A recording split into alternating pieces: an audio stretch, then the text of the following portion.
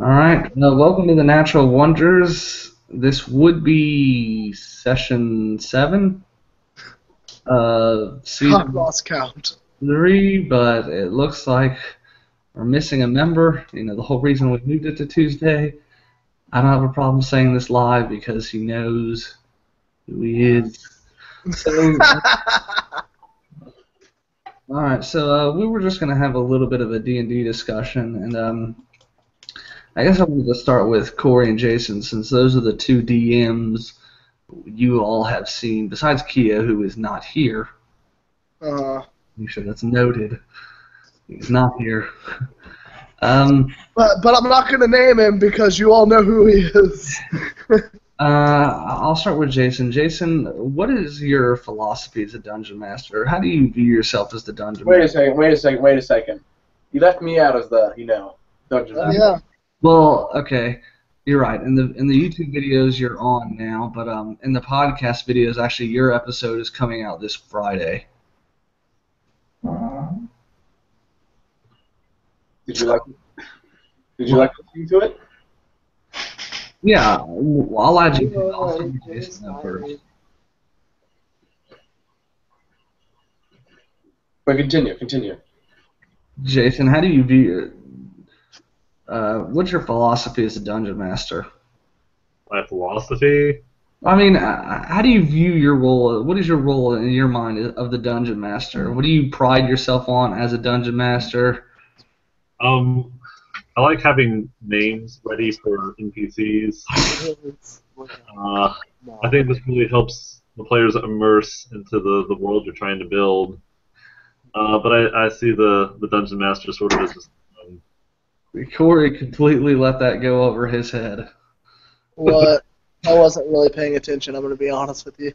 No, we know because it was a direct shot at you, or else you would have been. Wait, what did he say? Go ahead, Jason. Tell him. rewatch the video. But I see the DM's role as more like the backseat driver, I guess, and when you think the players are getting a little off track. Okay. But even when they get off track, it can still be entertaining. Mm-hmm. What was the direct shot? How do you see yourself as the dungeon master?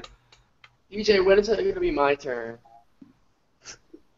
You've never expressed any interest in being the dungeon master. No, just for a question.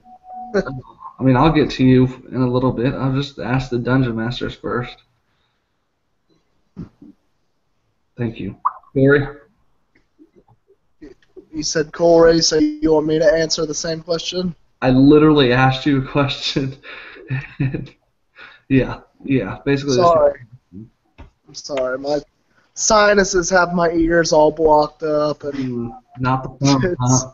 Nothing to do with the phone or the computer? no, I'm not on the computer. I'm on my phone, and I'm just watching you guys. Okay. Plus my notebook with all my story notes. I'm sure it's just... Can we see that again, please? It's just thick with the internal thoughts. It looks like it's like we're in the mind of J.R.R. Tolkien right there. Yeah, I mean, I don't really need that much material because, I mean, like Jason said, the Dungeon Master is just kind of the backseat driver, and you might throw some hooks in there to get people going in the right direction, and if you have a compelling enough story, you can get people to go along with your story without forcibly enslaving people to go along with your story. I like that the Dungeon Masters are all taking shots at each other. Nice. Okay, Riley, what about you? I find it the most fun. We have a lot of havoc and just craziness going on, So usually I just take about 15, 20 minutes to write my whole entire story, and I just let you guys fill in the blanks. I have Just brilliance. Just absolute brilliance. I'm listening over Riley's audio right now because it's going up Monday, or the first part's going up Friday. And I have to say, it's actually really funny. Like it was a really well done story, considering you didn't put much time into it at all. Well, I don't think that's true. Riley did put a lot of time in it because we talked about it almost every single day at the gym for like a week before we actually did it.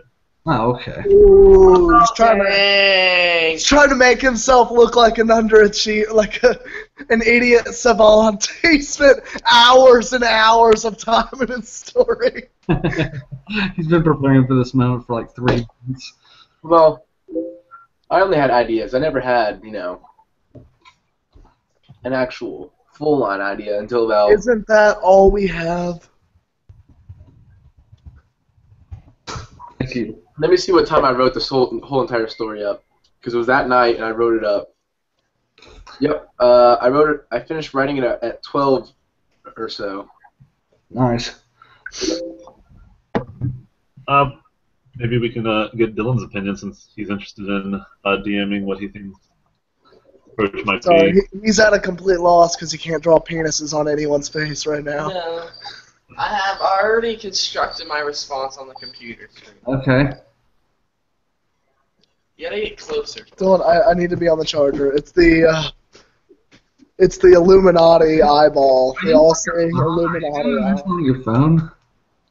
Yeah, because it says it needs to install a plugin and it won't. No. That's It says like verifying installation and then it just never glad you does. couldn't put on some desktop you guys had there besides that one. No, I didn't get a webcam.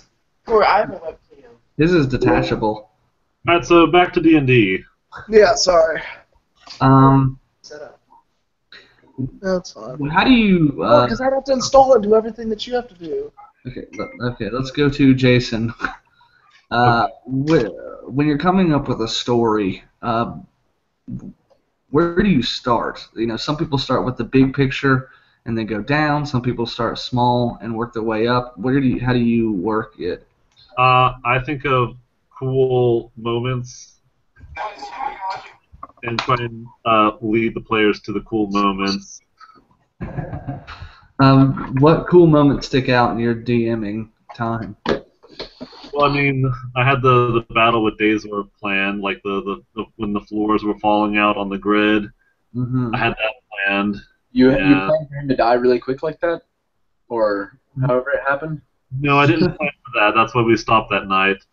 But I mean, it was pretty easy to come up with a reason for him to come back to life. Yeah. I mean, I'd planned on somebody either sacrificing themselves, and I figured that you would sacrifice yourself. There are moments when I tried killing off characters, just it didn't work. Split up! Split up! Okay, Corey, what about you? Where do you start? Well, I don't even really start with cool. I mean, I guess you could say I start with cool moments, but it's kind of like an androgynous set of cool things that I could put different faces on if you guys went on that story. Like if you guys, I would have. I'm not gonna lie and say I'd have the character names or anything like that ready, and then just roll along with that. But I would say that I'd have like a certain key information that I'd want you guys to get, and whether or not you guys do your own thing, and then I'd slip that key bit in.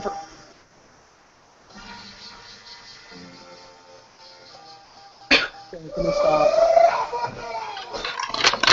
Thank you, John Cena. But Okay. like little key important bits of information that I could just kind of slide in whatever you guys decide to do, or important plot points that I can slide in whatever direction you guys try and take. Like how you guys solve this darkness mystery is completely up to y'all. I actually do have some names and some people who know things, but if you guys just all of a sudden will came into this guy's house and slaughtered him and didn't get any information from him at all and just ransacked his house, then I'd have to figure out a different way for you guys to get this particular information that I had planned out for y'all. You know what I mean?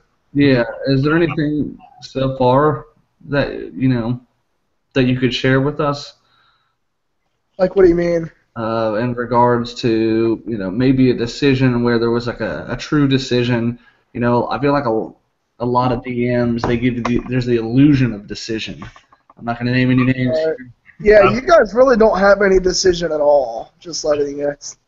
Well, I have a question for you, Corey, since we're sort of past this point already. Did you intend for us to fight the ogres to the death, or did you always plan on having us basically No, about to... I didn't have any plan at all how that happened. I kind of expected y'all to fight the ogres, and in which case I wouldn't have had the whole city swarm down on you. I would have just made it like, your wagons versus the 4 ogres. You'd have got the experience for the encounter, and then y'all would have eventually maybe alerted the town. But if you guys, I would have made you guys roll like, roll to see if. Everyone make a stealth check to see how much noise you guys make going through the town, and if it was a bad roll, then I'd make the whole town come down on you, and it would happen like it did. But if y'all were making good rolls, I would kind of just maybe have a survivor wave you guys over and tell you guys information. Maybe, I don't know, the information that you guys would learn from this guy, Dragar Feldbeast. Oh. See, you already spoiled. Now we know his name, Corey. The big twist for you is actually having the name, and you've already revealed it. It's Chris. It's Chris. We'll have forgotten the name by Sunday, and we'll have come up with something completely different, and in our minds it will have the name the whole All time. have lost this notepad by then, so don't. Jason. Jason, were there any points in your story where we deviated from what you had intended? I mean, I guess, well, it's been a while, but the one that comes to mind is when you guys went to the college, and you guys split up, and Blake started acting like a cat. What? How could you not? And then didn't Thomas Wonderfire pretend to be a bear? He did use the bear's carcass at one point, several. Yeah, No, that's because, like, I was hiding in it to eat somebody. It was like in a horse's body or something. No, it was a bear. We killed Krelm's bear pet thing. I mean, it was completely unplanned because I didn't expect Kyo to want to go off on his own, and then I had to figure out a way to put you guys back together again. Cool. Oh boy, we're getting into some crazy stuff.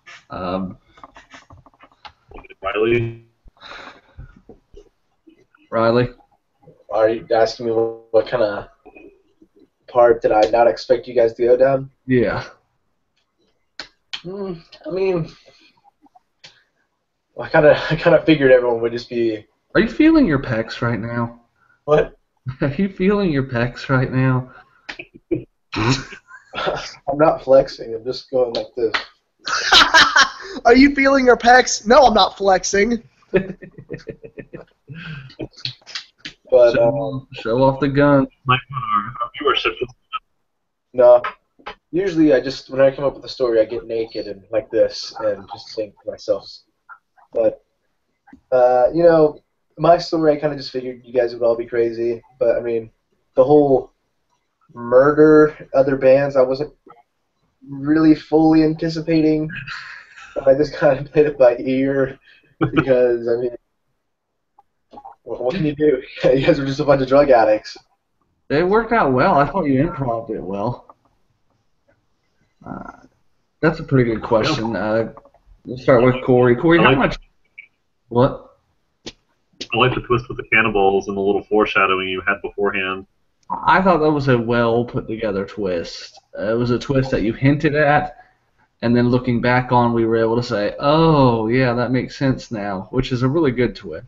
It's not just something like, "Oh, yeah, and they're all cannibals, and they're bisexual cannibals." How did you not get that?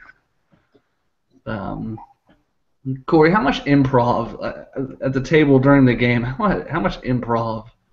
So much improv. And I have to say, as a DM, that's one of my favorite parts, is when you guys decide to do y'all's own thing. And that's why I don't really have like a script, quote unquote, or even a storyline, just because I like to feel it out and just kind of roll with the punches. You know, it's probably my favorite part about being a DM. Yeah. Jason, how much improv do you do at the table? A lot. Do you find it stressful? What's the hardest part about being a dungeon master? Asserting your will. What is that? Asserting your What did you say, Riley? authority. No. I mean, just coming up on the spot can be challenging at times, just because I have no idea what you guys are going to come up with sometimes. Yeah. What about you, Riley? What's the hardest part about being a dungeon master? I don't know. Maybe keeping you guys on track. The story I did, you guys just kind of sex, drugs, murder, repeat, and then there was a little bit of story in between. At least we're consistent. I loved your story, Riley, because we had so much character development in it. And, there was a lot of opportunity. I can't even talk right now, to role play. I did like that. I felt like when we have the whole night to play, we don't feel as rushed. I think that maybe that's a challenge we need to overcome in the future, is that, yeah, we only have 2 hours, but it's not like we're going a month without seeing each other again. I think that kind of inhibits our role playing. I think that may keep us from wanting to role play more because we feel like we have to get something accomplished. Well, to be fair, sometimes we do drag our feet, yeah. Cool. Last session, we spent a whole hour just getting to the city gates. Nothing actually got accomplished. There was probably some role playing in there. Some character development. Exactly. Corey, what's the hardest part about being a DM for you? Oh gosh, it's the in-between episodes, finding time to work on an intricate, detailed, laid-out story without having a set piece or like a set script. Not railroading. You're trying to. What's up? Without railroading us. Yeah, without railroading you guys, thinking of ways to keep the story, flowing, and to, the time. It's just the time, finding the time to do it all, because it's a lot of brain work that goes into it. Mm-hmm. That's a It's good. very time-consuming, especially because I'm very visual person, so I feel the need to draw maps everywhere you guys go. Even if we don't use them. Yeah, even when you guys don't use them, it works for me as a dungeon master to have them, so I know where you guys are going and all that jazz. Yeah. What about you, DJ? You've been gearing up to DM a story after we hit level 20. What preparation have you gone to start us from scratch at level?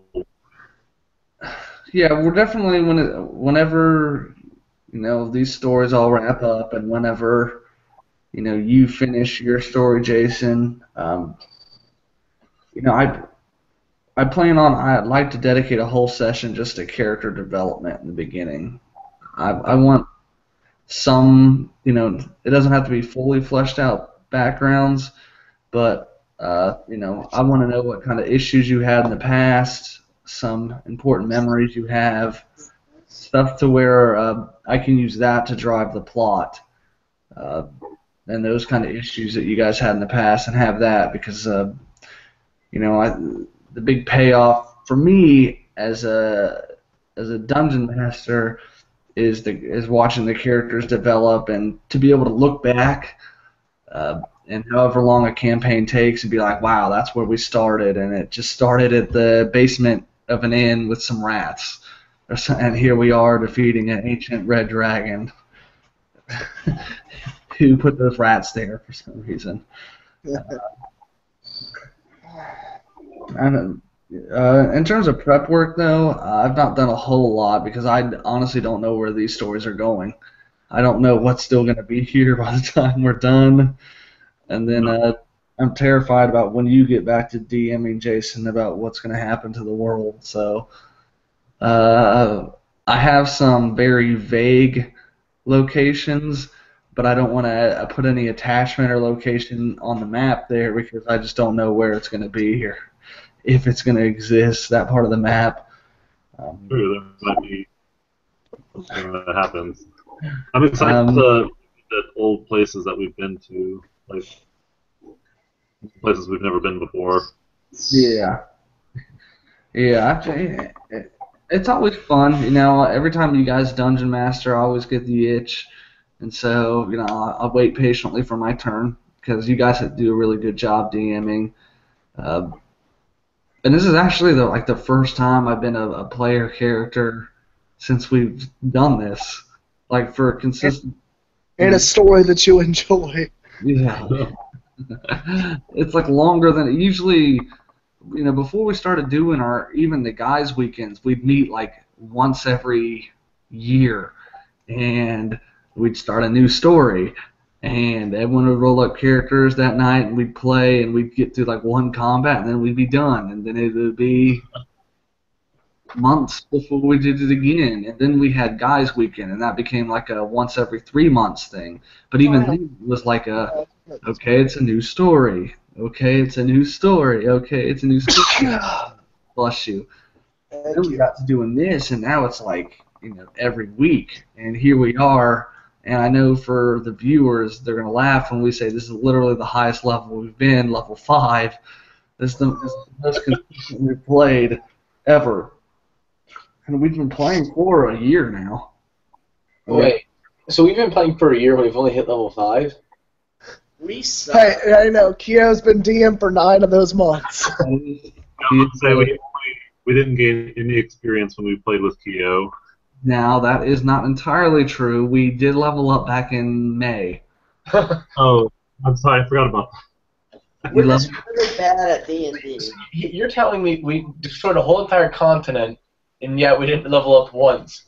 You think releasing those spiders would just give us a load of experience, Central. I'm pretty sure we lost some for the friendly fire that all the civilians we killed in the process. Hey, villagers, commoners count for EXP too. You could do the math, but I just don't think experience. It was Keo's first time, and there's a lot. You guys know there's a lot of moving parts as a dungeon master. You got to try to keep track of. And it can get difficult, and I think experience was one that just kind of fell by the wayside. What is the greatest feeling you get as a DM? Oh, the greatest feeling as a DM. When I don't have a story necessarily, but I have a story, but it's like to get to where I want you to go, there are like breadcrumbs for imaginary breadcrumbs to the bad guy or something like that, or to a big clue or a big reveal. And it's like when you guys get to the breadcrumbs, and it's like the big, we figured it out moment. some of my favorite moments are you guys overcoming like the big bad guy. I think of the time you guys fought that like giant rat blob in the sewer, and then I think about the time you guys fought I forget his name. Giant rat. When did we fight a giant? Wasn't that in Kyo's story? No, the rat blob in the sewer. This was DMing. that was when I was DMing. This was before we had like a consistent. That was so long ago. Yeah, or when you guys went into the crypt and Dylan's character got like cleaved in half by the bad guy in like one Oh, swoop. yeah. Wait a second. You're telling me your favorite part wasn't Stankus? No, I hated Stankus. I kind of enjoyed Stankus. There's times that I miss him, kind of. Can you guys give a little brief overview for our viewers who Stankus was? I'm bringing Francis back. Stankus was literally like It was a paladin. no, he's a DM's worst nightmare. Holy paladin. He's a dungeon master's worst nightmare. I mean, I don't know what twisted dark area that came from in Riley's brain, but he was basically like a necrophiliac pedophile paladin. The most depraved human being you can even think of. Yeah, think of the worst thing you've ever thought, and Stankus has not only done it, but thought of ways to make it even worse. That's not true. He did so much good. He saved a child's life. He saved Francis. Yeah, to screw it. As a sex slave. That's not. He was a sex slave, and don't. I blame myself partially for not sending like Stankus' holy order after to smite him. That actually was for all the bad Stankus did. That actually, if we kept with that story, I had planned on having like the holy order. Like Stankus had really been banished from his holy order for obvious reasons. For saving kids' lives. Hearing about them. Say whatever you want. And so I was going to have like the Holy Order go after you guys, and you guys basically, it ends up, you guys don't know they're paladins necessarily, you just know they're after Stankus. And you find out you've been slaying, like, you've been crippling like this actual good order paladin Holy order. in order to defend this depraved maniac. I wasn't a maniac. You were just the epitome of a maniac. I had my moments, okay? We all have our moments.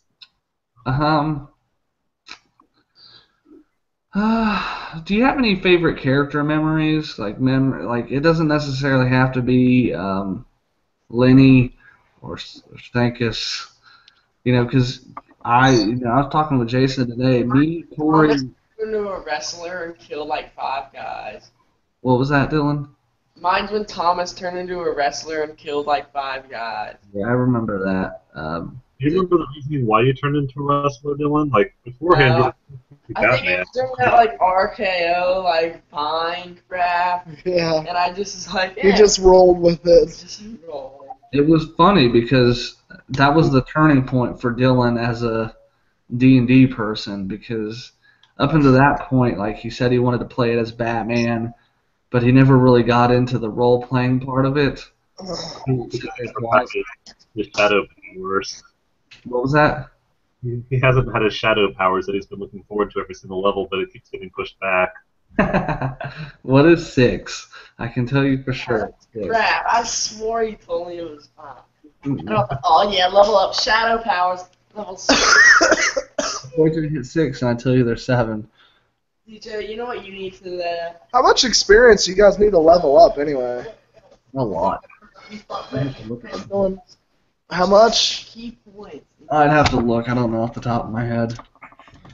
Do you have any favorite character memories that stick out in your head?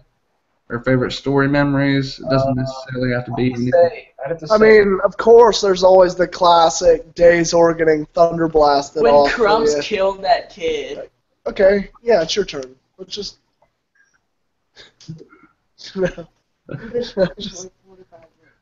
I'm just kidding, but Dylan did bring up a good one. When Crumps did that insult to the kid and killed him. always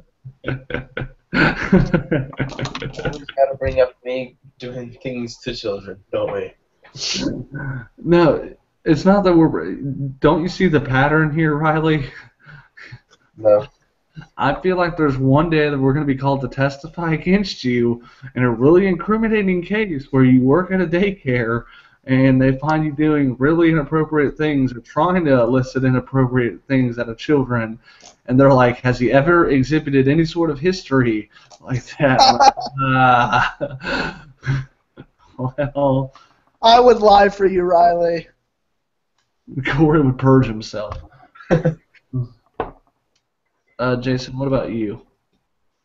I was thinking Days War, the kid getting killed, hide inside a bear's carcass. When we did that like little one-off shoot with you as DM underneath the tavern, when Corey just kept trying to kill himself, but he couldn't die. That's right. I enjoy any time that Corey plays Blackbeard or Blackbush. Charles Blackbush. I love that character. He's a You pretty said you love that character. I do, and that I also love the Raven that you created for last episode. He was a Vinny the Vulture. Vinny the Vulture. Hey, yo, I'm eating here. You got some pretty good characters, Corey. Thanks. Because they're all pretty. I mean, Vinny the Vulture was definitely made up on the fly. I didn't plan for that to stick at all in anyone's mind. And here he is. He's the most memorable NPC you have so far. He's a vulture. Riley was also really good at making memorable NPCs, like Chet's Chet. mannerisms. Yeah. I always remember Chet. All the time. Yeah. Yeah. That was good stuff. Riley, what do you think you're best at as a dungeon master? What am I best at? Well, I mean, I'm pretty good at getting my people to roleplay, you know? I really get them involved in the story, allow my people to, do what they want. I let them invest themselves into the story. Why do you sound like Chet? Like you're using my people. Like, you're talking to us. My people. My peeps. Oh, God. All right, we're going to go on before this descends in any sort of other thing. I feel like I'm pretty good at imagery as well. Yeah. I think we should end by asking Dylan what kind of DM he thinks he'll be. Dylan, What? what kind of DM do you think you'll be? Like a Stankus mixed with Riot. Oh, God. That's worrying. That sounds That like is a One Night worrying. Guys Weekend story. Corey, what do you think you're best at? Big. I think improv and adapting my story to whatever you guys do. I feel like I'm pretty good at. I mean, even though you guys haven't done anything totally unpredictable, I'm really prepared. Okay. Jason, Yes. same question. What do you think you're best at? I don't know. What do you think I am best at? You It don't. was a pretty compelling story. Yeah, I thought you had a pretty good storyteller. You had a good plot. You create memorable bad guys. with Captain of the Guard, Nigellus, and Oh not Hanan, sorry.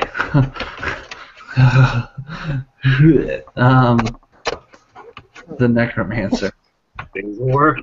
Yeah, Dazor. Sorry, I kept wanting to say Hanan and Hanar, and I was like, that's not it. Dazor back. Great. Do you guys, I know me, I'm guilty of, having like 4 or 5 different character ideas worked up at all times, it seems like, because I love to create different characters and different types of weird, funny combinations, like I've got a gnome barbarian that I think of. But do you guys have any interesting character ideas that you've been floating around in your head at any yeah, I think a bard. What? Yeah. No, I'm right. Thank you though.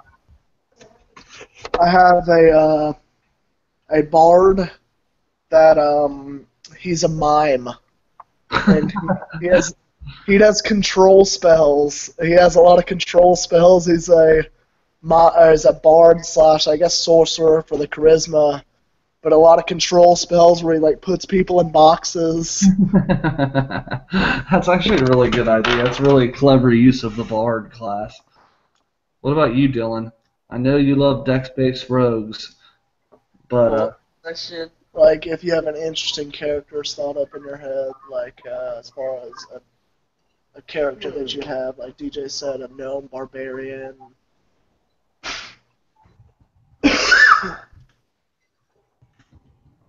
Oh, really? No. A blind and deaf wizard. a blind deaf wizard. And all he knows how to do is cast these awesome spells.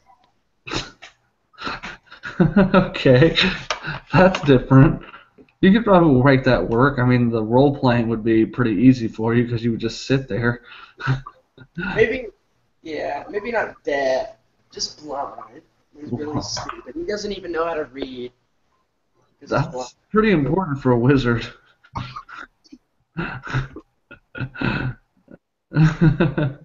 What about you, Jason? DJ, you gotta work on that fake laugh. I'm sorry, it's just not.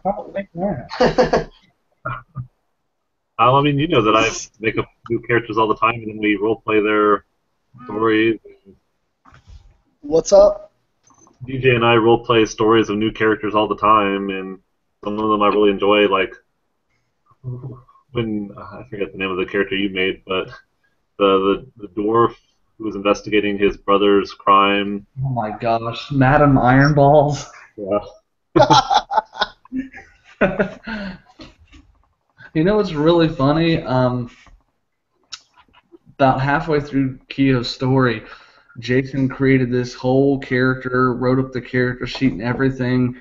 We role played like his whole history, and then he just never came around. Jason didn't want to be him. Or I think he said that he didn't want to introduce him in Keo's story because he was afraid Keo would kill him or do something crazy with him. Well, I just don't think that Luke Kimmon was the best place to introduce him. I don't know how Keo would have pulled it off, especially with the story he came up with for him. Just took one. I just wasn't hungry. What about you, Riley? You come up with some pretty Took interesting, my Buffalo Blue. I don't know. usually sexually repressed or sexually abused characters. So, I don't think I've ever come up with a character before I've actually had to. But play it by ear. I don't know. Maybe some type of druid that makes love to the nature. here we go. Yep, there I it is. threw it into bestiality. Oh my gosh, no. No. Shape shifts into animals to make love. And now I'm gonna summon a dire bear. Come on, Riley, we gotta go on. Oh, that's good. I'm killing you. I'm killing Crumps off so you can make that character, Riley. Sadly, we already have a druid. We can have two, and that'll work. Because you're just into animals. You don't care if it's your own animals or if it's Keo dressed in a bear form. Oh my gosh. Except Riley's the kind of guy that'll make you like role play like the weird animal sex scenes, and you're like, I really don't want to, Riley. It's normal. It's normal for trees to give out their seeds, but when a druid gives out his seed, it's really weird. I don't understand. Well, I think that's a good spot to call it a night. I think so too. Sorry guys, I don't. Has anyone heard from Keo? No. Strategic silence. Yeah. We'll get that till about 11 o'clock. At 11:01, he'll text us. Hey, did you guys do it without me? He's the one viewer. He's waiting for us to get off before he texts us. All right, guys. Well, sorry we couldn't get in this session, but we'll get one in next week. Yep, love you guys. Really for that. Are you serious?